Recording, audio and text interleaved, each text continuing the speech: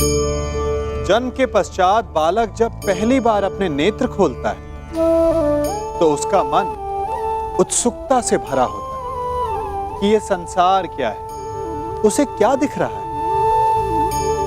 ये उसके जीवन का नया आरंभ होता है। परंतु जैसे हम धीरे धीरे बड़े होने लगते हैं, अनुभव अर्जित करते हैं, हमारे मन की उत्सुकता, हमारे जीवन का चाव होने लगता है। तनिक सोचिए, जब हम सुबह सोकर जगते हैं, अपनी आंखें खोलते हैं, तो उसे ही हम अपने जीवन का प्रारंभ समझ ले तो सुबह से लेकर संध्या तक के समय को ही अपने जीवन जीने का समय समझ ले तो कितनी स्फूर्ति आ जाएगी आप में, कितने काम कर पाएंगे आप, कितने लक्ष्य अर्जित कर पाएंगे। पलों से मिलकर घड़ी बनती, घड़ी से मिलकर प्रहर, प्रहर से मिलकर दिन बनते हैं और दिनों से माह और वर्ष। यदि आप अपना हर पल, हर प्रहर विश्वास से जिए, हर दिन उत्साह से जिए, तो आपका संपूर्ण जीवन सार्थक हो सकता है। पिताश्री, क्या आपका विश्राम पूर्ण होने तक क्या मैं आपके कक्ष के बाहर आपकी प्रतीक्षा कर सकती हूँ? मुझे पता है लक्ष्मणा कि तुम्हारे मन में क्या चिंता है, परंतु मेरा विश्वास करो, जो भी मेरे समक्ष प्रथम आएगा मैं उसी का समर्थन करूंगा। और रही बात प्रतीक्षा की, तो तुम मेरी पुत्री हो। मेरे कक्ष के बाहर प्रतीक्षा करने के लिए तुम्हें अनुमति की आवश्यकता नहीं। बहुत प्रतीक्षा कर ली तुमने अर्जुन, परंतु अब उसका अंत हुआ, क्योंकि तुम अपने वास्तविक सखा से मिल ली। मैं हूं तुम्हारा वास्तविक सखा, तुम्हारा तारणहार, क्योंकि मैं ही वास्तविक वासुदेव हूं। अब तो तुम जान गए। बोल रहो पाखंडी।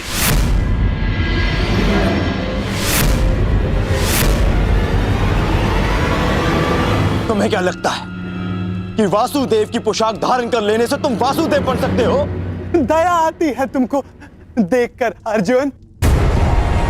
जो पहले आया तुम्हारे समक्ष उसी को वासुदेव समझ लिया। हाँ? बहुत बड़ी भूल कर रहे हो तुम, परंतु अब तुम चिंता मत करो पार्थ अर्जुन। अब तुम मुझसे मिल लिए हो ना, सब ठीक हो जाएगा। मैं तुम्हारी इस भूल को सुधारूंगा। भूल तुमने की है और आंखें भी तुम्हारी बंद हैं। वासुदेव कर्म में विश्वास रखते हैं, दिखावे में नहीं। पर वास्तविक वासुदेव अपने आप की प्रशंसा नहीं करते और ना ही दूसरों की आलोचना। उनके कर्म ही उन्हें वासुदेव बनाते हैं और वो स्वयं से पूर्व संसार के हित की सोचते हैं। परंतु तुम केवल स्वार्थी मनुष्य हो जो अपने आप को वासुदेव कहते हो। सत्य तो यह है कि तुम्हें वासुदेव का अर्थ भी नहीं पता, नहीं समझते तुम। स्वप्न से बाहर निकलो, सत्य क्या है उसे समझो। मौन रहो दुस्साहसी। इतना दुस्साहस तुम्हारा कि यहाँ पर मेरे समक्ष ऐसी बातें कर रहे हो। तुम्हें अंदेशा भी नहीं है कि नियति तुम्हें मेरे समक्ष लेकर के आई है, क्योंकि तुम अनुचित मार्ग पे जा रहे हो अर्जुन। मैं तुम्हें सही मार्ग दिखाना चाह रहा हूं। परंतु मैं समझ गया कि यह सब मुझे मेरे उचित मार्ग से भटकाने का प्रयत्न था, और इस बात का भी अनुमान है मुझे कि यह सब करने के लिए तुम्हें यहां किसने भेजा है।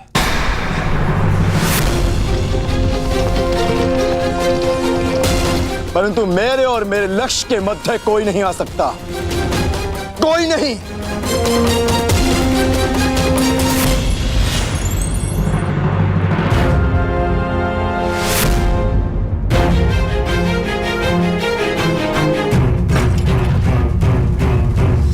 मेरे समक्ष आओ, अपने आप को वासुदेव कहने वाले बहरूपिये, समक्ष आओ। हाँ, उचित कहा तुमने अर्जुन, मैं बहरूपिया ही हूँ। कई रूप है मेरे। माखन चोर, कान्हा, बंसीधर और रणछोड़। इसीलिए रन छोड़कर भाग रहा हूं। मुझे अपना समय व्यर्थ नहीं करना चाहिए। मुझे शीघ्र अतिशीघ्र वासुदेव के पास पहुंचना है।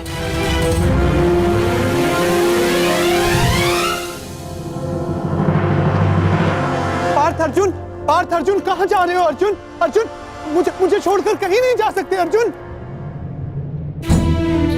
घर से आपका तात्पर्य अंग से है ना, या हस्तिनापुर के राजभवन से? आपके इस यथाकथित समाज में मेरे और मेरी माता के कोई स्थान नहीं।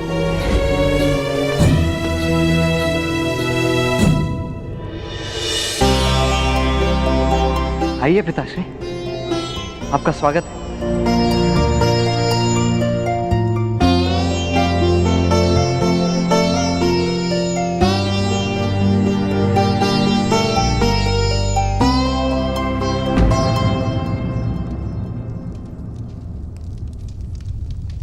क्या हुआ सुप्रिया? कुछ नहीं,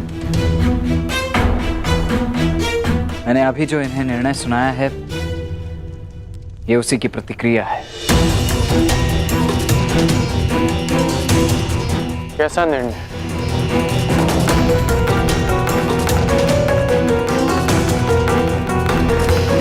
ये किस विषय में बात कर रहा है सुप्रिया?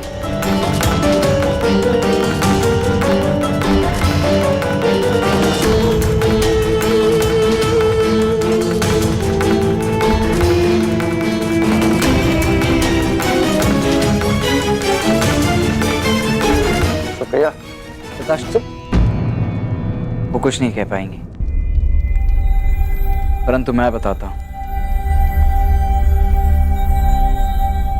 वो मैं आपसे धनुर्विद्या और युद्ध कला का ज्ञान सीखना चाहता हूं।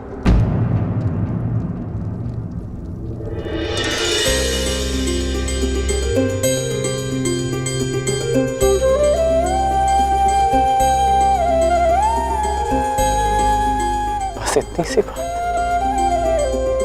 हर पिता अपना ज्ञान, अपनी शिक्षा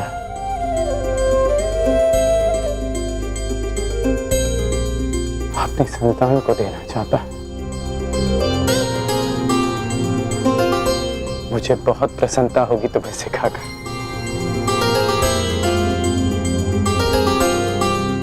परंतु तुम्हें सिखाने की कोई आवश्यकता नहीं है। मैंने तुम्हें देखा है, तुम युद्ध कला में निपुण हो पुत्र। हाँ हूं, अवश्य हूं पिताश्री, परंतु आपसे अधिक नहीं। मैं आपसे भी अधिक कुशल बनना चाहता हूं, और इसके लिए मेरे पास समय बहुत कम शेष है। मैं ये जानना चाहता हूं कि क्या आप मुझे सिखाएंगे?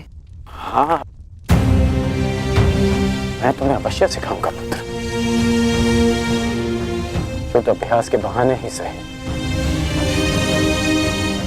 हम साथ में समय तो बिता पाएंगे। परंतु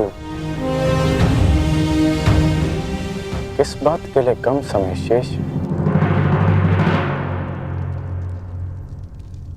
इसका उत्तर आप भी जानते हैं पिताश्री।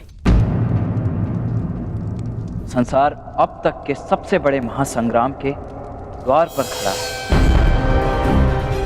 वासुदेव के निर्णय के साथ ही युद्ध की घोषणा भी हो जाएगी।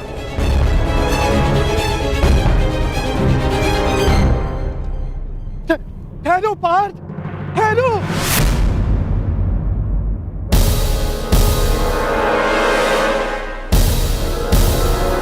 तुम मुझे छोड़कर कहीं नहीं जाओगे, नहीं जाने दूंगा मैं तुम्हें।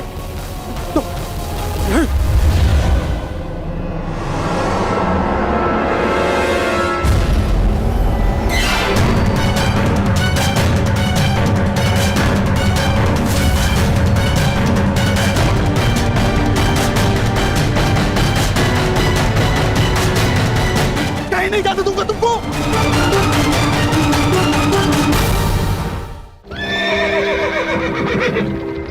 काफी शीघ्र करो। तुम्हारा इस युद्ध से क्या संबंध है? एक योद्धा का युद्ध से वही संबंध होता है जो धनुष का बाण से होता है। मैं भी इस युद्ध में सम्मिलित होना चाहता हूं।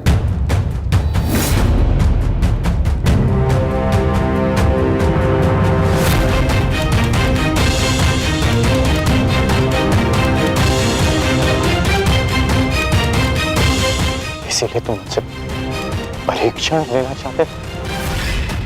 हाँ, क्यों? एक योद्धा होने के नाते क्या आपको ऐसा नहीं करना चाहिए? करना चाहिए, मुझे ऐसा करना चाहिए। देखो पुत्र, मैं तुम्हारे निर्णय का बहुत सम्मान करता हूं। मुझे तुम पर गर्व है, परंतु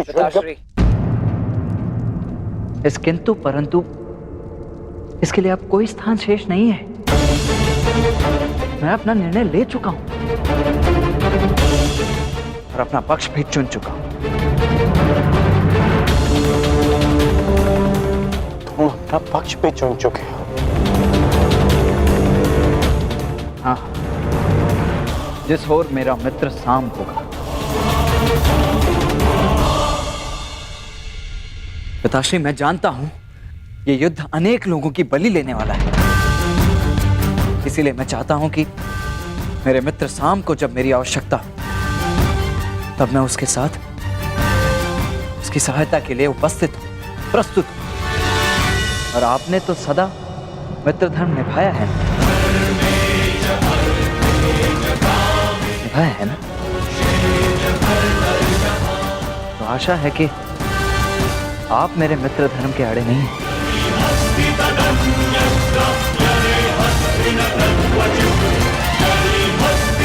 मुझे अभ्यास करने जाना है।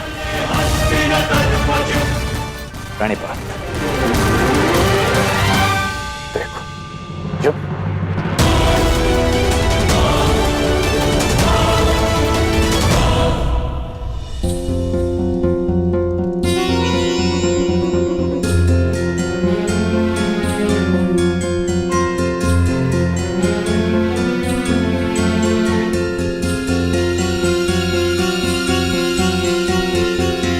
रहने दो पुत्री, तुम एक राजकुमारी हो। तुम्हें इतना परिश्रम करने का अभ्यास नहीं है, थक जाओगी।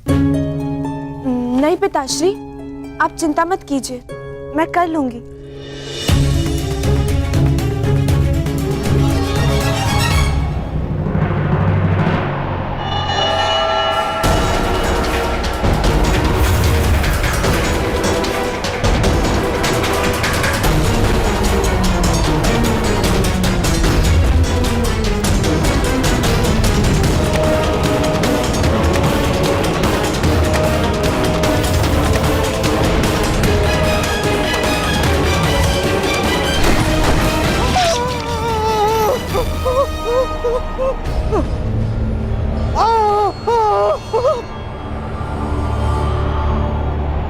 मैं तुम्हें अंतिम चेतावनी देता हूँ, इस माया जाल को समाप्त करो और मुझे जाने दो यहाँ से, अन्यथा मेरा अगला प्रहार तुम्हारे प्राण ले लेगा और मेरा अगला प्रहार तुम्हारे जीवन का अंतिम क्षण होगा अर्जुन।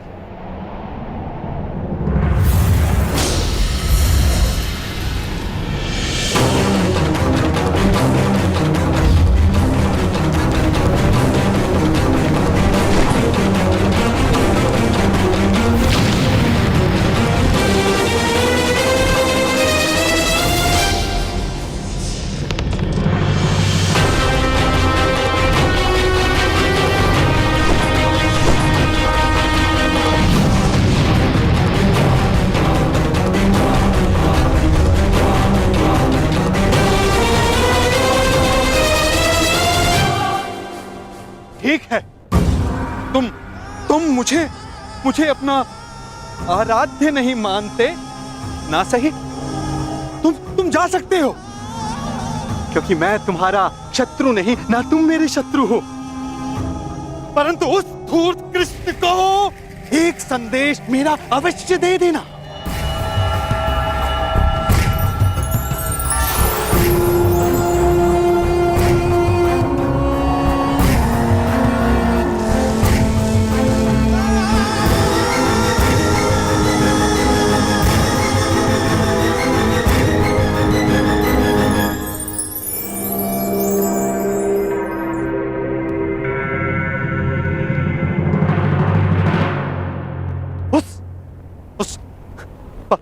पाखंडी कृष्णा को ये उपहार दे देना। समझ जाएगा। कहना उसको कि उसके पास मेरी एक वस्तु है जो मुझे चाहिए। तुम जा रहे हो, जाओ जाओ, परंतु तुम मेरे पास अवश्य आओगे। आना ही होगा, तुमको आना ही होगा।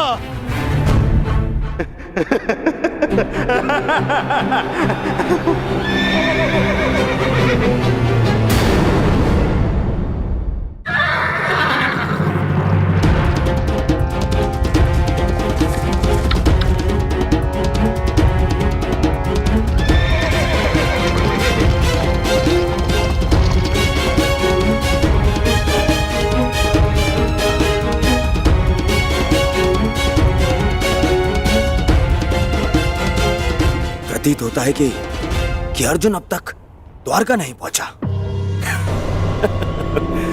ये मेरे लिए शुभ है। चलिए, मैं आ गया।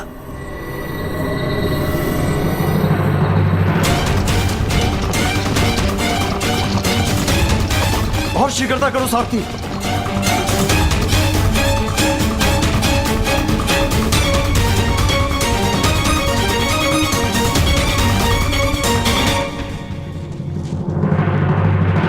प्रणाम ससुर श्री।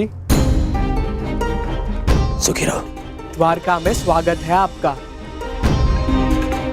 आपको मैं बधाई अवश्य दूंगा कि पांडवों से पूर्व आप द्वारका पहुंच गए, परंतु भय इस बात का लग रहा है कि आपके लौटने पर इस बात का दुख ना मनाना पड़े कि आपके सारे प्रयत्न बेकार जाएंगे।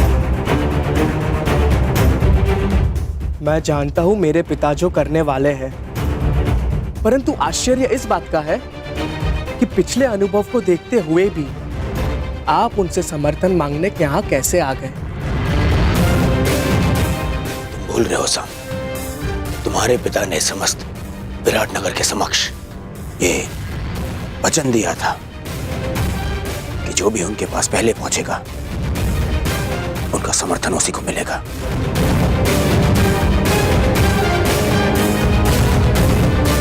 और देखो मुझे, मैं पांडवों से पहले यहां पहुंचा हूं। ये जानते हुए भी कि वचन तोड़ने मरोड़ने में वो सिद्धहस्त है।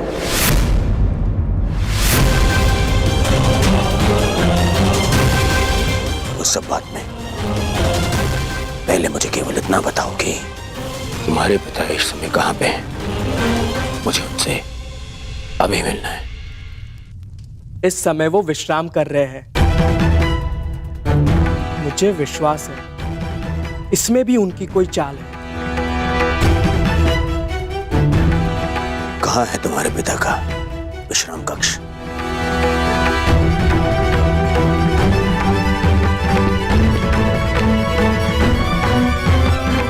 आश्चर्य होता है, इतना सब देखकर भी इन्हें अभी भी लगता है कि द्वारकाधीश इनकी सहायता करेंगे।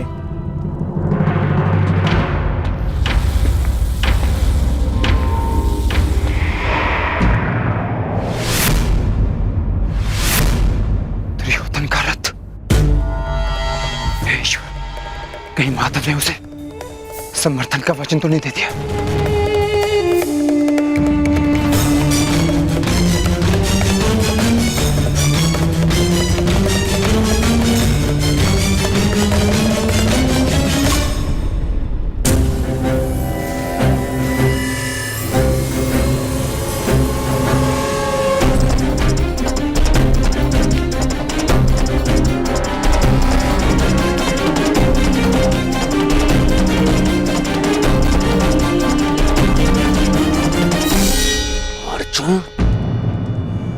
किसी भी परिस्थिति में मुझे अर्जुन से पहले वासुदेव तक पहुंचना है। वासुदेव कहाँ है? वो अपने कक्ष में विश्राम कर रहे हैं।